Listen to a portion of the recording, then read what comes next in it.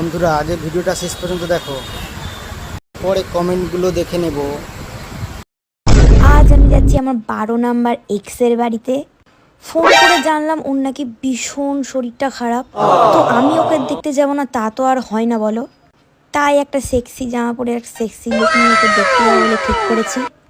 দেখো ভালো করে আগে চোখটা সুন্দরভাবে এঁকে নিচ্ছিলাম, কারণ চোখটাই তো অ্যাট্রাকটিভ লাগতে হবে নাকি বলো।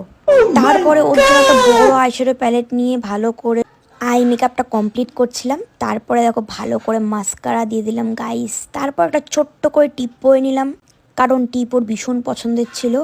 তারপরে ডার্কভাবে লিপস্টিক পরে নিলাম। আর দেখো ফাইনাল রেজাল্ট। আমি চাই যে ও আমাকে দেখেই সুস্থ হয়ে যাক, যার জন্যই আমার যাওয়া। আর এই চুড়িটাও ও দিয়েছিল বলে আমি সেজন্য পরেই যাচ্ছিলাম ওর সামনে। তারপরে দেখো তোমরাই বলো আমাকে কেমন লাগছে বলো। আর এই ব্যাগটাও ওর দেওয়া ছিল বলে আমি সমস্ত কিছু বার করে ওর সামনে হাজির হব বলে ওর পছন্দের জিনিস নিয়ে বেরিয়ে পড়লাম। তো চলো যাওয়া যাক। বলছি দাদা, তোমার গার্লফ্রেন্ড তো মেরে দেওয়ার প্ল্যান করছে।